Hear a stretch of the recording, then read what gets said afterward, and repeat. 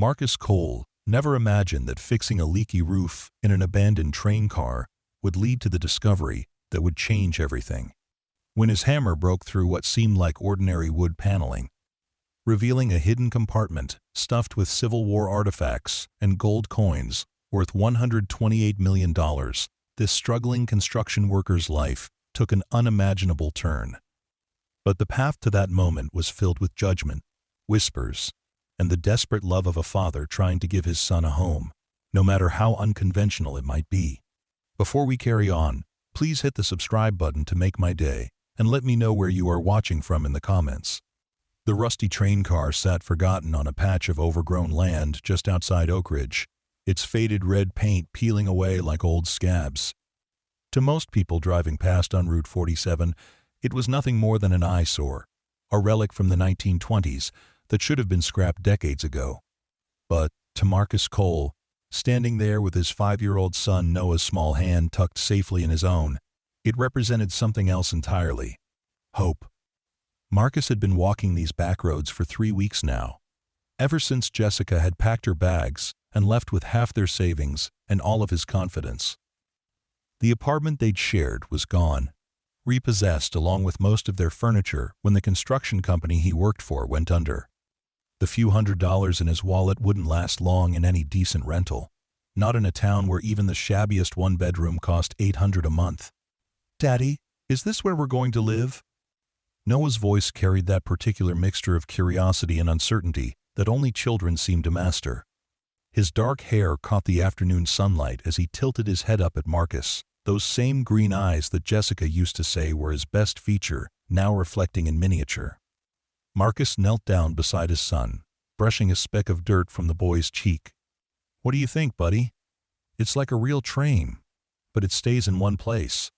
We could make it into our own special house." The truth was more complicated than that simple explanation. Marcus had done his research at the library, spending hours on their ancient computer looking up property records. The land belonged to the county, technically abandoned after a railway company went bankrupt in the late 1970s. No one seemed to care about one old train car gathering rust and weeds. It wasn't legal, exactly, but it wasn't explicitly illegal either. It was a gray area that desperate men learned to navigate. That first night, Marcus spread out the sleeping bags he'd salvaged from their old life, while Noah explored every corner of their new home with the enthusiasm only a child could muster. The train car was longer than it was wide, with windows that had somehow survived decades of neglect. The interior walls still showed traces of their original deep blue paint, and metal fixtures suggested this had once been a passenger car, carrying people across the country when the world was different. "Look, Daddy!" Noah had discovered that one of the bench seats still worked, though the upholstery had long since rotted away. "I can see outside from here. There's a bird's nest in that tree." Marcus forced a smile as he surveyed their new reality. The roof had several leaks that he'd need to patch before the next rain. The windows needed plastic sheeting to keep out the wind. There was no electricity, no running water, no heat beyond what their camping stove could provide. But it was shelter, and it was theirs for as long as no one decided to kick them out. The first few weeks passed in a blur of improvisation and small victories. Marcus found work with a roofing crew that paid cash at the end of each day, enough to keep them fed and gradually improve their living conditions. He installed a small solar panel he'd bought secondhand, rigging up a basic electrical system that could power a few LED lights and charge his phone. A camping toilet went in one corner, hidden behind a curtain Noah had helped him hang. They got water from a gas station a mile down the road, carrying it back in gallon jugs. Noah adapted to their new life with the resilience that children possessed in abundance. He turned the empty luggage racks into shelves for his toys and books. He named the family of sparrows that nested near their window and created elaborate stories about where the train used to go. When Marcus worried about what this unusual childhood might do to his son, he reminded himself that love and attention mattered more than conventional housing. But the neighbors had started to notice. The first sign of trouble came on a Tuesday morning when Marcus was getting ready for work. He heard voices outside and peered through the window to see two women standing about 50 feet away, pointing at the train car and talking in hushed tones. "I heard there's a man living in there with a child," one of them said, not quite quietly enough. "Living like hobos," That poor little boy. Someone should call social services, the other replied. It can't be safe or sanitary. What kind of father subjects his child to that? Marcus felt heat rise in his chest as he watched them shake their heads and walk away. He knew they meant well, probably, but their judgment stung worse than he'd expected. He was doing everything he could to take care of Noah, working every job he could find, making sure his son was clean and fed and loved. The unconventional nature of their housing situation didn't change any of that. As autumn progressed, the whispers grew louder and more frequent. Marcus would catch fragments of conversations at the grocery store, see people pointing when they drove past on their way to more conventional homes. Someone had started calling it the hobo train, and the name stuck with cruel efficiency. The criticism affected Noah too, though he tried to hide it. Marcus noticed his son had grown quieter, less eager to play outside during the day. When he finally asked about it, Noah's response broke his heart. Some kids at the park said we live in garbage, Noah whispered, not quite meeting his father's eyes. They said their moms told them not to play with train kids. That night, after Noah had fallen asleep in his sleeping bag, Marcus sat outside on the small platform he'd built at the train car's entrance and wondered if he was failing as a father. The weight of everyone's judgment pressed down on him like a physical force. Maybe they were right. Maybe he should have swallowed his pride and moved back in with his parents in another state, even though that would have meant leaving behind the only work he'd been able to find. Maybe sleeping in a shelter would have been better than this. But when he looked through the window at Noah, sleeping peacefully with one arm wrapped around a stuffed elephant that had been his companion since infancy, Marcus knew he couldn't give up. They were making it work. It wasn't perfect, it wasn't conventional, but it was theirs. Winter arrived early that year, bringing with it challenges Marcus hadn't fully anticipated. The small space heater he'd bought ran constantly, burning through propane at an alarming rate. Ice formed on the inside of the windows on particularly cold nights. He stuffed every gap and crack he could find with insulation, creating a patchwork of materials that probably looked ridiculous from the outside, but kept them marginally warmer. The real test came during the first major storm of the season. Marcus woke to the sound of water dripping and realized immediately that one of his roof patches had failed. In the darkness, he could hear water hitting the floor near where they stored their food supplies. By morning, a small lake had formed in one corner of the train car. "We're going to fix this today," Marcus told Noah over breakfast, trying to project more confidence than he felt. "Might be a good day for you to spend some time at the library while I work on the roof." After dropping Noah off at the town library, where the kind librarian Mrs. Patterson had become something of a surrogate grandmother, Marcus returned to assess the damage. The leak was worse than he'd initially thought. Water had soaked through the ceiling panels and was beginning to rot the wooden framework underneath.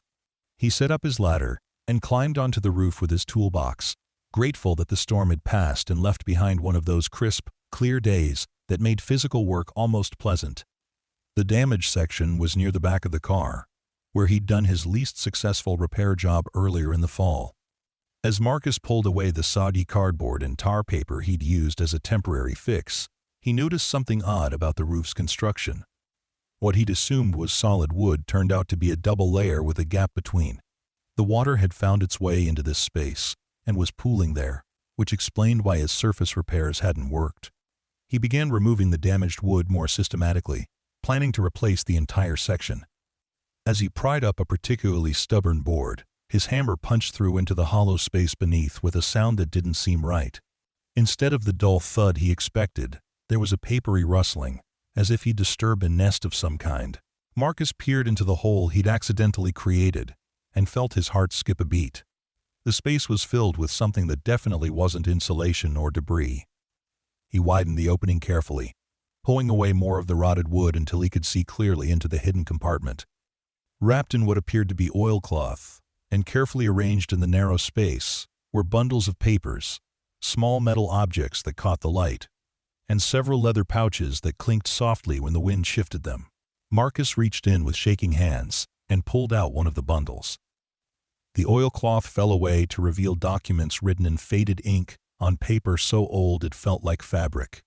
The handwriting was formal and elaborate, the kind he associated with historical documents in museums. At the top of the first page, he could make out a date, June 15th, 1863. Marcus sat back on his heels, trying to process what he was looking at.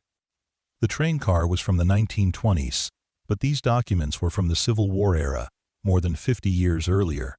How had they ended up hidden in the roof? He carefully extracted more items from the compartment. There were military medals, tarnished but still clearly identifiable as Union Army decorations, maps that showed troop movements and battle positions, personal letters tied with ribbon that had somehow survived decades of temperature changes and moisture. And at the bottom of the space, heavy enough that he nearly dropped it, was a leather pouch filled with coins. Marcus opened the pouch with trembling fingers and gasped. Gold coins, dozens of them, each one bearing dates from the 1860s. They felt substantial in his palm, nothing like the lightweight tokens or souvenirs he'd seen in gift shops. These were real, and even to his untrained eye, they looked valuable. He sat on the roof of his makeshift home, surrounded by artifacts from America's bloodiest conflict, and tried to understand how his life had just changed. The rational part of his mind warned him to be careful, to research before getting his hopes up, but another part whispered that this might be the answer to prayers he'd been afraid to voice. That afternoon, instead of picking up Noah from the library as planned, Marcus drove to the county seat and found the Historical Society. The elderly volunteer at the front desk took one look at the carefully wrapped bundle he carried and called for the society's president. Dr. Helena Martinez arrived within 10 minutes, her expertise in local Civil War history immediately evident as she examined the documents Marcus had brought. She handled each item with cotton gloves, her excitement growing more visible with every page she turned. "Where did you find these?" she asked, looking up at Marcus with an expression of barely contained amazement. Marcus explained about the train car and the hidden compartment, watching Dr. Martinez's eyes widen as she processed the information. She asked permission to photograph several of the documents and make some phone calls. 2 hours later, Marcus found himself in a conference room with Dr. Martinez and a man she'd introduced as Dr. James Richardson from the State University's History Department. Dr. Richardson had driven down from the Capitol as soon as he'd seen the photographs. "Mr. Cole," Dr. Richardson began, his voice carrying the weight of significance, "what you've discovered appears to be a previously unknown cache of Union Army documents and artifacts. These papers detail troop movements and supply routes that historians have been trying to piece together for decades. Some of these medals were awarded to specific soldiers whose stories we thought were lost forever." Marcus nodded, not trusting himself to speak. The two historians exchanged glances before Dr. Martinez continued. "The historical value alone would make these artifacts extremely significant to museums and collectors. But the gold coins, if they're authentic examples from that period, could be worth considerably more than their weight in gold. Coin collectors pay premium prices for Civil War-era pieces, especially ones with documented provenance." Dr. Richardson leaned forward. "We'd need to authenticate everything properly, of course, but based on what I'm seeing here, you might be looking at a discovery worth several $1,000,000, possibly much more." Marcus felt the room spin slightly. Several $1,000,000. He thought about Noah at the library, probably helping Mrs. Patterson organize books while he waited for his father to pick him up. He thought about the whispers and pointing fingers, the judgment from people who assumed he was failing his son. "What happens now?" Marcus managed to ask. Dr. Martinez explained the authentication process, the legal considerations of his discovery, and the various options for selling artifacts of this historical significance. She gave him business cards for reputable auction houses and advised him to secure the remaining items immediately. By the time Marcus picked up Noah from the library, his head was spinning with possibilities, and his hands were shaking with residual adrenaline. He tried to act normal as Noah chattered about the book he'd been reading and the drawing he'd made for Mrs. Patterson, but his son's intuitive nature picked up on the change immediately. "Dad, you look funny," Noah observed as they walked toward the train car. "Did something good happen?" Marcus knelt down and pulled his son into a hug that lasted longer than usual. "Something very interesting happened, buddy, but I need to figure out what it all means before I can tell you about it." That evening, after Noah had fallen asleep, Marcus returned to the roof with a flashlight and carefully extracted every item from the hidden compartment. The full scope of the discovery was even more impressive than his first glimpse had suggested. There were dozens of documents, including what appeared to be correspondence between high-ranking Union officers. Military maps showed battle plans and supply routes through territory that included their current location. Personal items, letters, and daguerreotypes painted intimate pictures of soldiers' lives far from home. But it was the coins that truly took his breath away. 3 leather pouches contained gold pieces from the 1850s and 60s, including several $20 double eagles that gleamed despite their age. A quick count revealed more than 200 coins, each one potentially worth thousands of dollars to collectors. Over the following days, Marcus took time off work to shuttle back and forth between experts, authentication services, and legal consultations. The story that emerged from their analysis was remarkable enough to capture the attention of local news outlets and eventually national media.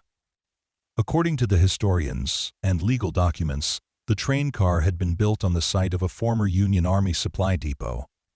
During the war, a group of soldiers had been tasked with transporting captured Confederate gold and important documents to a secure location further north.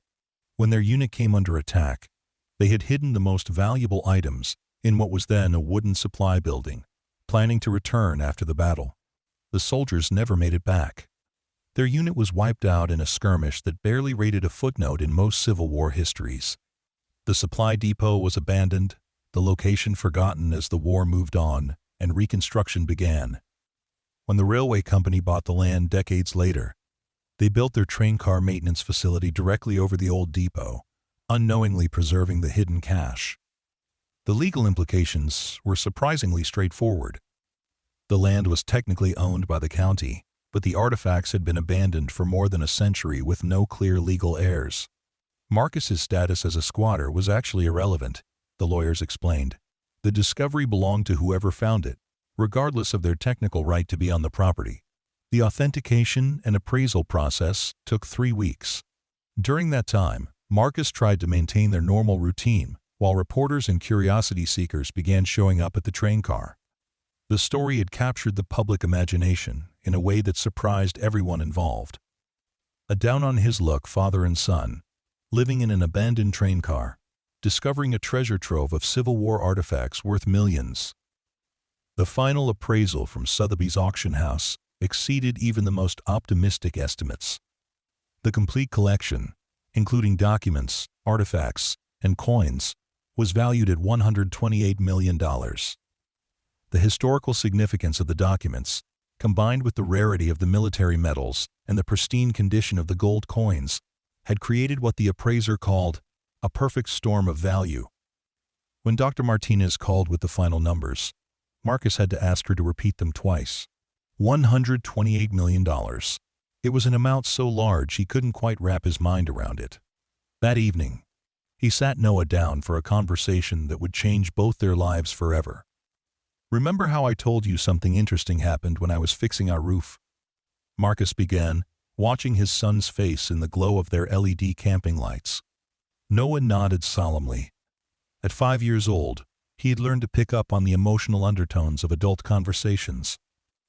"Well, it turns out that our train car has been keeping a secret for a very long time.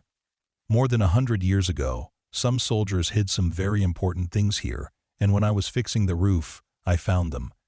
Marcus explained the discovery in terms a 5-year-old could understand, focusing on the adventure and historical significance rather than the monetary value. But when he mentioned that the discovery meant they could afford to live anywhere they wanted, Noah's response surprised him. "Can we stay here, though? I like our train." The question hit Marcus harder than he'd expected. Over the months they'd lived in the train car, it had become more than just shelter.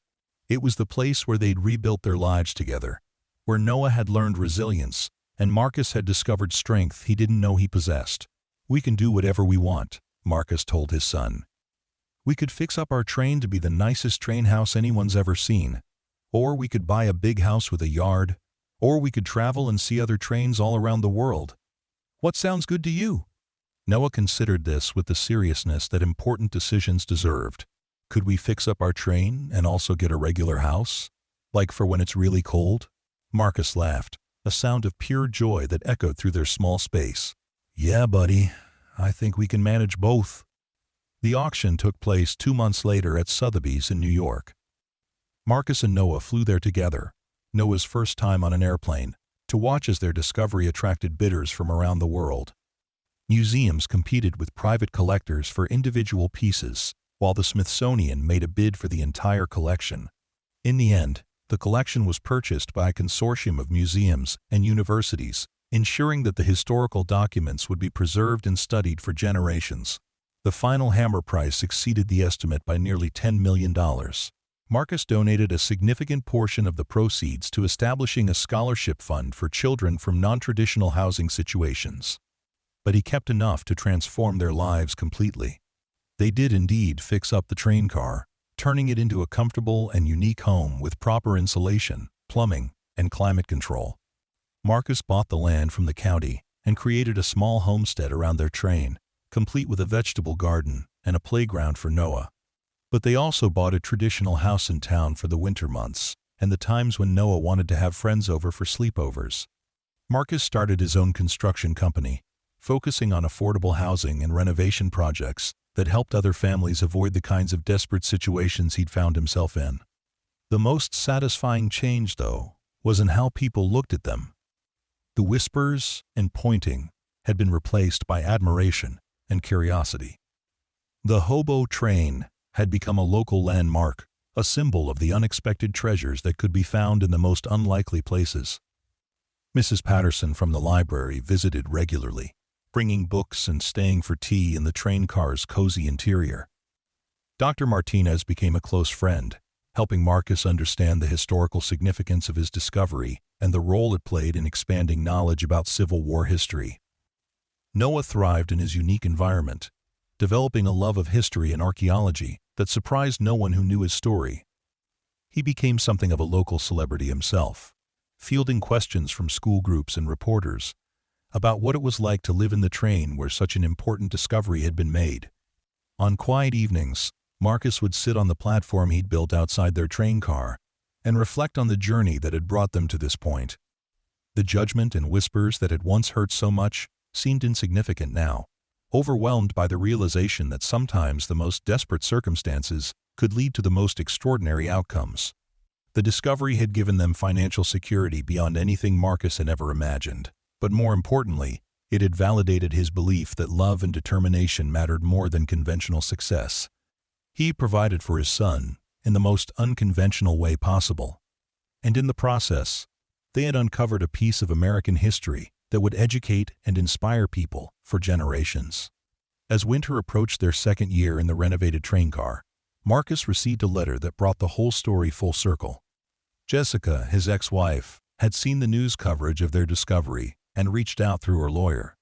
She wanted to reconnect with Noah, and, it seemed clear from the carefully worded legal language, to claim some portion of the treasure. Marcus read the letter twice and then filed it away without responding.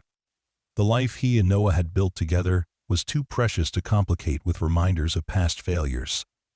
They had created their own version of success, one that couldn't be measured in dollars, but in the quiet satisfaction of knowing they had faced their worst circumstances and emerged stronger.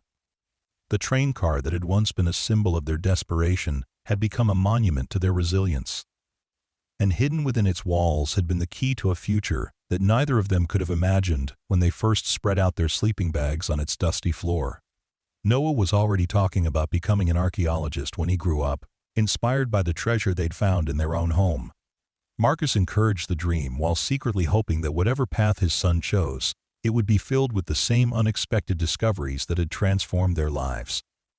The train car sat on its patch of land, no longer forgotten nor abandoned, but celebrated as the site where a father's love and determination had uncovered not just historical artifacts worth millions, but the more valuable treasure of knowing that sometimes the most unlikely places hold the greatest surprises.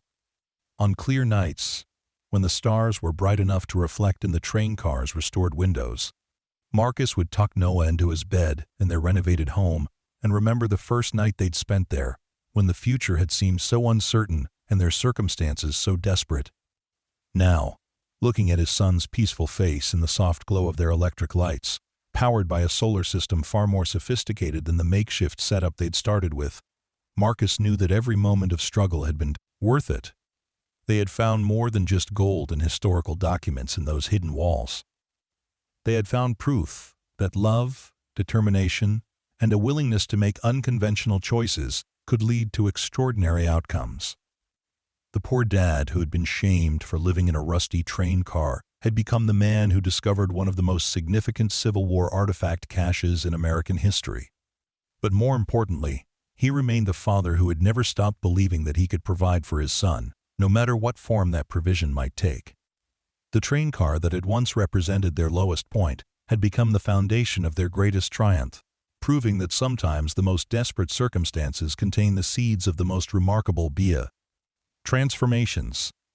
And as Noah drifted off to sleep, surrounded by the warmth and security that their discovery had made possible, Marcus knew that their story was just beginning. The hidden treasure had given them financial freedom, but the real treasure had always been the bond between father and son, strengthened by adversity and proven unbreakable by the judgment of others. In a world that often valued conventional success above all else, they had found their own definition of wealth, measured not in dollars, but in love, resilience, and the courage to build a life on their own terms. The train car stood as a testament to the power of perseverance and the truth that sometimes the most unlikely places hold the greatest treasures. And for Marcus and Noah, it would always be home, no matter where their future adventures might take them. The media attention following their discovery brought unexpected challenges, along with the financial windfall. Documentary crews wanted to film their story, book publishers offered contracts for Marcus to write about their experience, and Hollywood producers called with movie deals. Marcus found himself navigating a world he'd never imagined entering, trying to protect Noah's privacy while sharing their story in ways that might inspire other families facing similar struggles. One particularly memorable afternoon, a crew from National Geographic arrived to document the train car and the location where the artifacts had been found.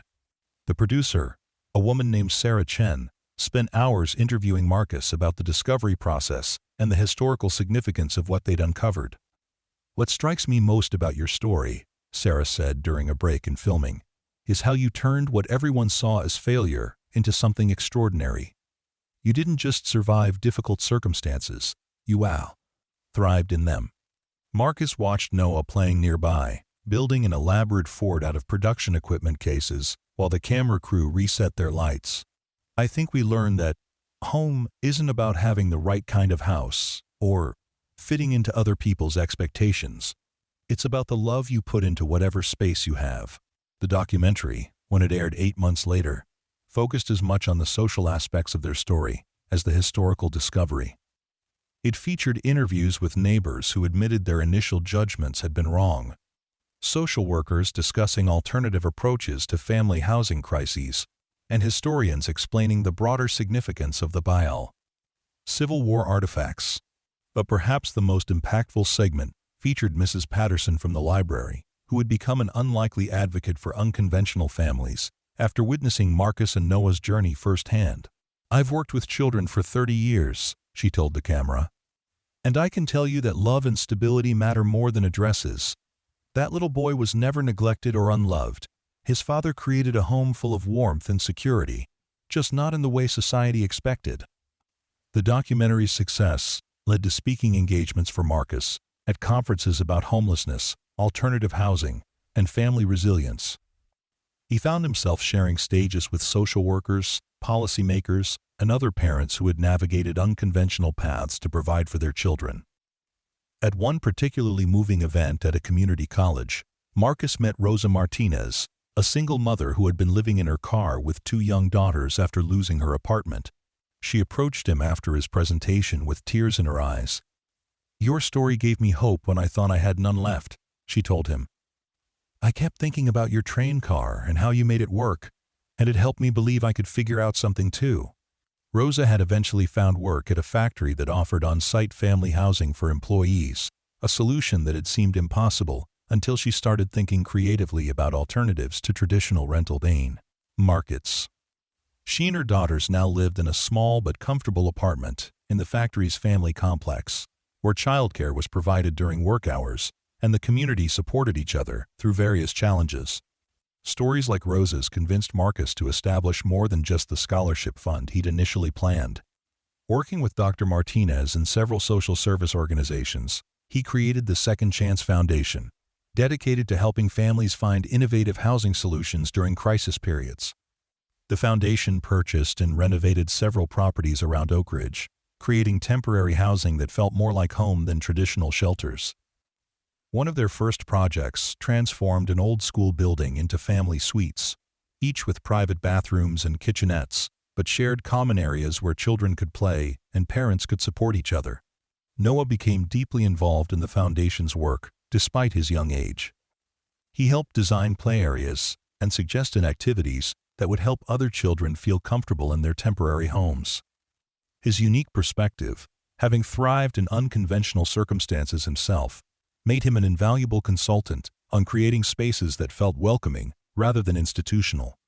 Kids need places to hide sometimes, Noah explained to the architectural team designing their second facility. Not because they're scared, but because everybody needs a secret spot that's just theirs. I had the space under the luggage rack in our train, and it made everything feel more like home. The architects incorporated Noah's insight by creating small alcoves and reading nooks in each family unit, spaces designed specifically for children to claim as their own.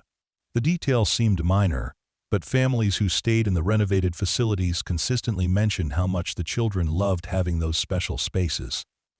As Noah grew older, his understanding of their story evolved in ways that surprised Marcus.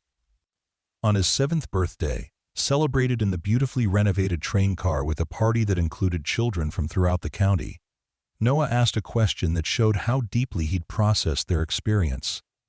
"Dad, do you think we were lucky or unlucky when Mom left?" Marcus paused in the middle of cutting birthday cake, struck by the complexity of the question. "What do you think?" Noah considered this with the seriousness he brought to all important matters. "I think maybe it was both. It was unlucky because being sad and scared isn't fun. But it was lucky because we found our train and the treasure, and now we can help other people." The wisdom in his son's answer reminded Marcus why their unconventional journey had been worthwhile. Noah hadn't just survived their difficult period. He'd learned lessons about resilience, creativity, and compassion that would serve him throughout his life. The Second Chance Foundation grew beyond anyone's initial expectations, eventually operating in 12 counties across 3 states. Marcus hired Rosa Martinez as his regional coordinator, and together they developed programs that addressed not just immediate housing needs, but the underlying issues that led to family displacement. One of their most successful innovations was the Bridge Home program, where families in crisis could live in foundation properties while working toward permanent housing solutions. Unlike traditional temporary assistance, the program provided up to 18 months of stable housing, allowing parents to save money, complete job training, or address other barriers to housing stability. The program's success rate was remarkable, with 87% of participating families successfully transitioning to permanent housing within the allotted time. More importantly, children in the program showed improved academic performance and social development compared to their peers in traditional shelter systems. Dr. Richardson from the State University approached Marcus about establishing a research partnership to study the long-term impacts of alternative family housing models. The collaboration produced several academic papers that influenced policy discussions about homelessness prevention and family services. "Your personal experience has become a catalyst for systemic change," Dr. Richardson explained during one of their research meetings. "The artifacts you found were historically significant, but the social innovation that emerged from your story may have an even greater long-term impact." Marcus appreciated the academic perspective, but he remained focused on the individual families they served. Each success story felt personal to him, a reminder that behind every housing crisis was a parent trying to provide stability and love for their children, just as he had done in their train car. The financial management of their discovery proceeds required learning an entirely new set of skills. Marcus worked with financial advisors to invest the majority of the money in ways that would fund the foundation's work indefinitely while preserving enough for Noah's education and their family's security. The process taught him about the responsibility that came with sudden wealth, particularly when that wealth had been gained through circumstances that resonated with people facing their own struggles.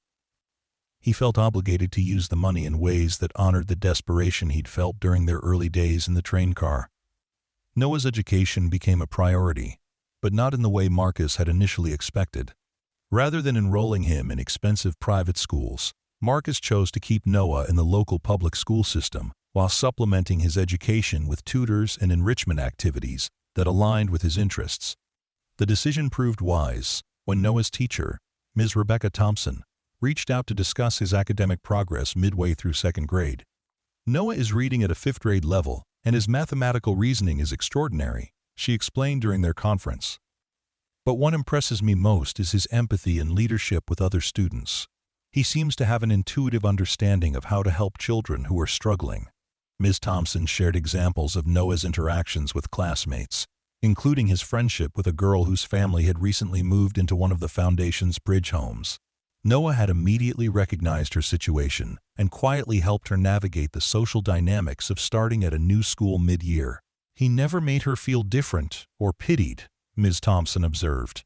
"He just included her naturally and encouraged other children to do the same. It's a level of emotional intelligence I rarely see in children his age." Marcus realized that Noah's experience of being judged for their unconventional living situation had taught him to look beyond surface circumstances to see the person underneath. It was a skill that would serve him well in whatever career he eventually chose. The third anniversary of their discovery brought unexpected visitors to the train car. A delegation from the Smithsonian Institution arrived to discuss creating a permanent exhibit about the Civil War artifacts and the circumstances of their discovery. Dr. Patricia Williams, the museum's curator of Civil War history, spent several hours examining the train car and the location where the artifacts had been found. She interviewed Marcus and Noah about their experience and took extensive photographs of their renovated home. "This site has become historically significant in its own right," she explained. "The story of how these artifacts were preserved and discovered adds layers of meaning to their historical value.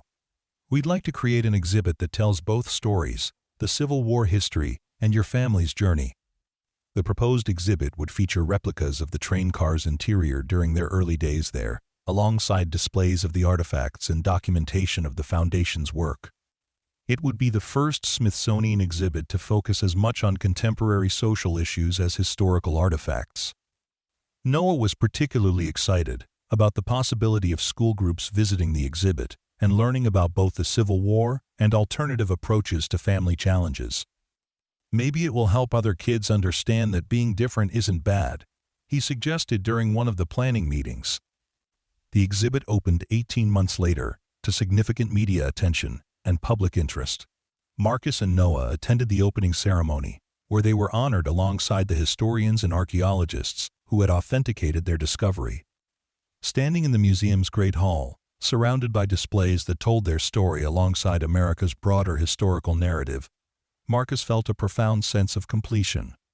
The journey that had begun with desperate circumstances and a leaking roof had led to discoveries that extended far beyond the monetary value of the artifacts they'd found. Noah, now 8 years old and confident in ways that still amazed his father, served as an unofficial tour guide for the exhibit's first week. He answered questions from visitors with poise and insight, explaining both the historical significance of the Civil War artifacts and the personal significance of their family's experience.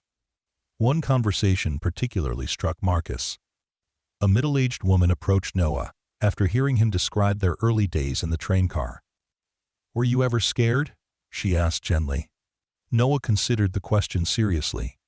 "Sometimes, but not about living in the train. That part was actually kind of fun, like camping every day. I was more scared about people thinking my dad was a bad dad, because he's actually the best dad."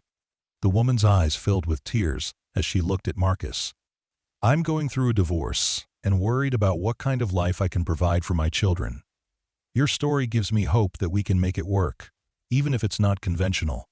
Marcus gave her one of the Foundation's cards and assured her that unconventional didn't mean unsuccessful. "Sometimes the best solutions are the ones nobody else has thought of yet," he told her. As they drove home from Washington after the exhibit opening, Noah fell asleep in the passenger seat, exhausted from the excitement and attention of the past few days. Marcus drove through the familiar countryside toward their train car, thinking about how much their lives had changed while the essential parts had remained constant. They still lived in the train car for part of each year, though it now bore little resemblance to the desperate shelter it had once been. The renovations had transformed it into a comfortable and unique home, complete with modern amenities and climate control, while preserving its historical character and the memories of their early struggles. The surrounding property had evolved into a small campus that included the original train car, a traditional house for winter months and social gatherings, and several buildings that housed the Foundation's local brewery operations.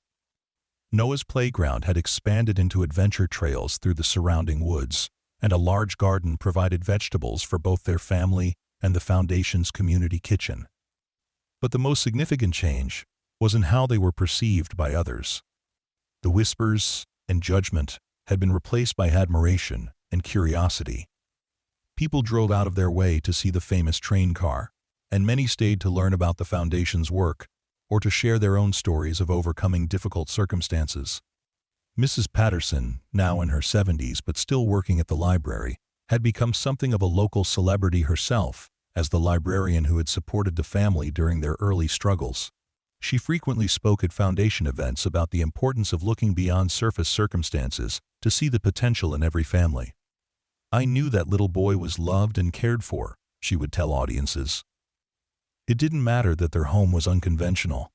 What mattered was that his father never gave up on providing the best life he could manage. Dr. Martinez had co-authored a book with Marcus about the historical significance of their discovery and its impact on Civil War research.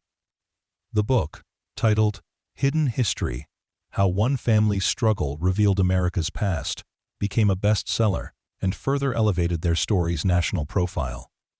But for all the public attention and professional success, Marcus treasured most the quiet moments in their train car when he and Noah would read together or work on homework at the small table that had once held their camping stove and few possessions.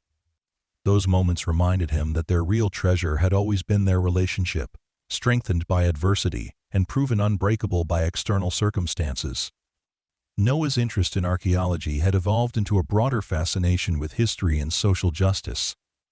He spent hours at the Foundation's offices, helping with mailings and learning about the various programs they operated.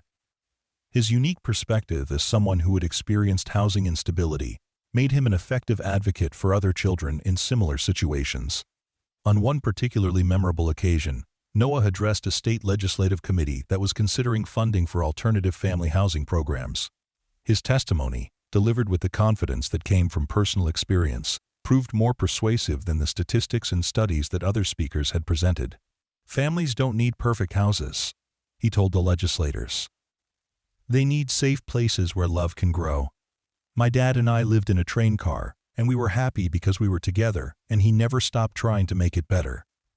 The committee approved the funding unanimously, with several members specifically citing Noah's testimony as influential in their decision. As Noah approached his 9th birthday, he and Marcus began planning their most ambitious Foundation project yet: a residential camp where children from unstable housing situations could spend summer weeks in a supportive environment while their parents worked on long-term solutions. The camp would be built on land adjacent to their train car, incorporating Noah's ideas about creating spaces where children could feel both secure and adventurous. Plans included traditional cabins alongside more unconventional accommodations, including restored train cars, tree houses, and even underground hobbit holes that would appeal to children's sense of wonder. "Kids who've been through scary stuff need to remember that life can be magical too," Noah explained to the architects during one planning session. "Our train car was scary at first, but then it became the most magical place in the world because we found treasure there." The camp's design reflected this philosophy, creating an environment that acknowledged the challenges these children had faced while emphasizing possibility and adventure. Each accommodation type would be comfortable and safe, while offering the kind of unique experience that could transform difficult memories into stories of resilience. Marcus found himself constantly amazed by his son's wisdom and compassion, qualities that had clearly been strengthened rather than damaged by their unconventional journey. Noah had learned lessons about empathy, creativity, and perseverance that couldn't be taught in traditional classrooms or conventional circumstances. The train car that had once represented their lowest point had become the symbol of their greatest achievements, not just the financial windfall from the artifacts, but the personal growth and social impact that had emerged from their experience. It stood as proof that sometimes the most desperate circumstances contain the seeds of extraordinary transformation. As Marcus tucked Noah into bed on the evening before construction would begin on the summer camp, his son asked a question that perfectly captured the journey they'd traveled together. "Dad, do you think other kids will find treasures at our camp like we found in our train?" Marcus smiled as he turned off the lights, leaving only the soft glow from the window that looked out over the land where they'd build spaces for other families to discover their own forms of treasure. "I think they'll find exactly what they need to find," he replied. "Just like we did." The construction of Camp Second Chance began on a crisp morning in early spring, exactly 4 years after Marcus had first discovered the artifacts in their train car's roof.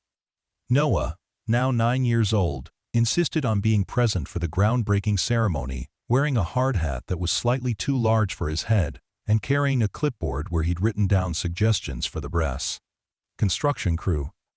The first phase of construction focused on the main lodge, a building designed to serve as the camp's heart, where children and families could gather for meals, activities, and community meetings. Marcus had specifically requested that the architects incorporate reclaimed materials wherever possible, including wood from other abandoned train cars that the Railway Museum had donated to the project. As the framework went up, Noah spent his afternoons after school at the construction site, fascinated by how the plans he'd helped create were becoming reality. The construction foreman, a patient man named Carlos Rivera who had experience building therapeutic facilities, took Noah under his wing and explained the various trades involved in the project. "See how the electricians run the wiring before the walls go up?" Carlos pointed out during one of Noah's visits. "It's like hiding treasure in the walls, just like what happened in your train car, except this treasure will bring light and power to help other kids." The comparison delighted Noah, who began thinking of the entire construction process as a treasure hunt in reverse, where instead of finding valuable things hidden in walls, they were hiding valuable opportunities for future children to discover. The camp's innovative design attracted attention from educational and social service professionals around the country. Dr. Sarah Kim, a child psychologist who specialized in trauma recovery, visited the site during construction to consult on creating therapeutic spaces that wouldn't feel clinical or institutional. "The key is to design environments that promote natural healing through play and exploration," Dr. Kim explained to Marcus during her visit. "Children who've experienced housing instability often carry stress about safety and permanence. Creating spaces that feel both secure and magical can help them process those experiences in healthy ways." Dr. Kim's insights influenced several design decisions, including the addition of sensory gardens where children could engage with plants and natural materials, and quiet meditation spaces that offered retreat without isolation. The underground hobbit holes that Noah had suggested were redesigned to include skylights and emergency exits, ensuring they felt cozy rather than confining.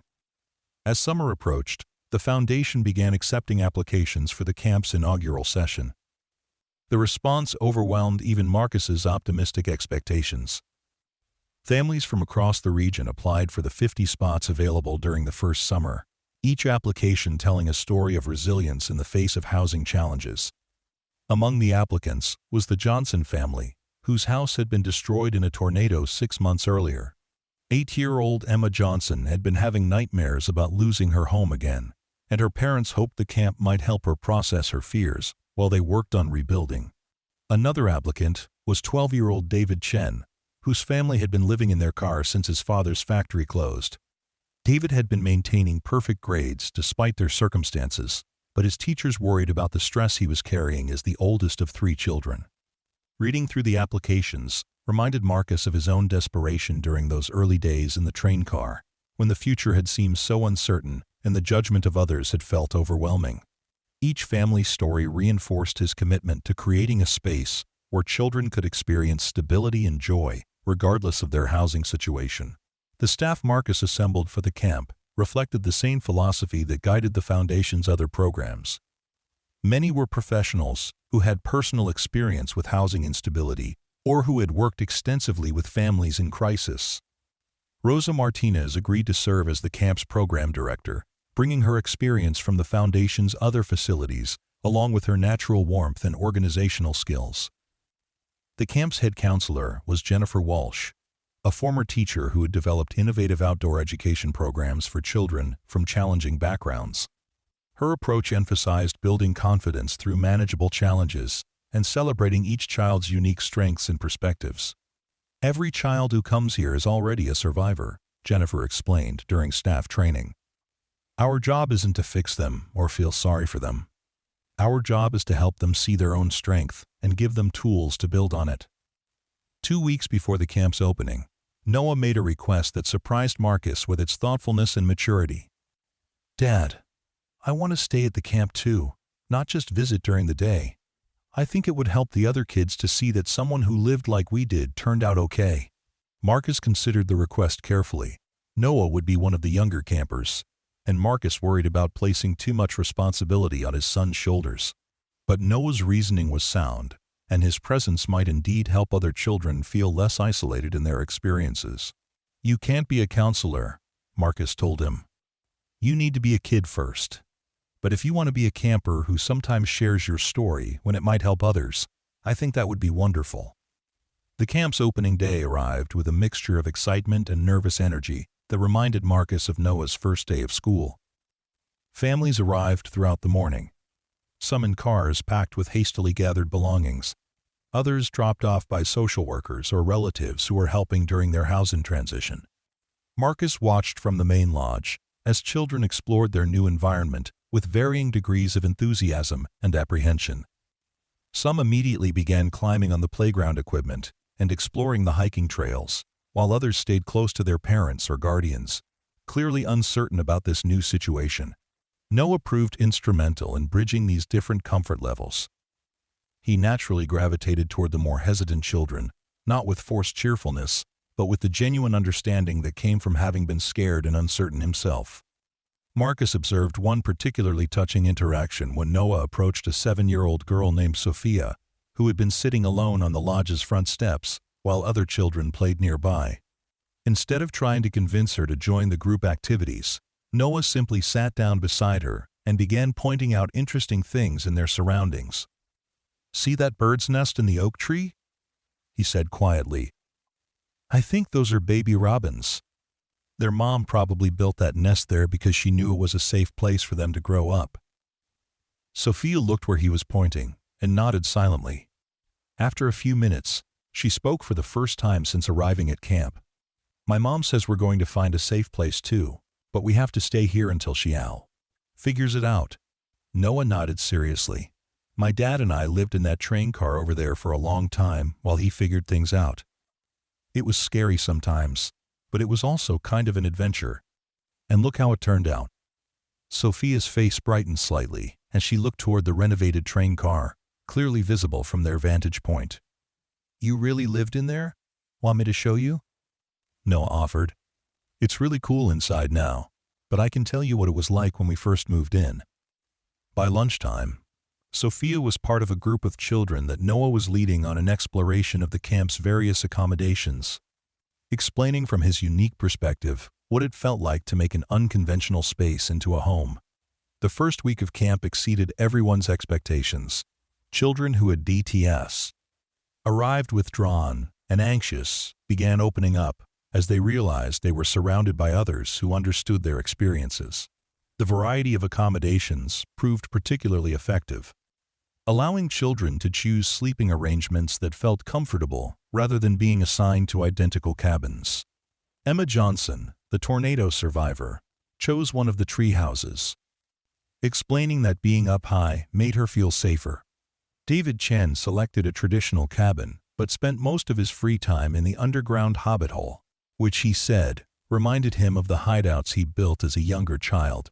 The camp's daily structure balanced scheduled activities with plenty of free time for exploration and play. Morning sessions focused on traditional camp activities like hiking, swimming, and arts and crafts, while afternoons offered more specialized programs designed to build resilience and confidence.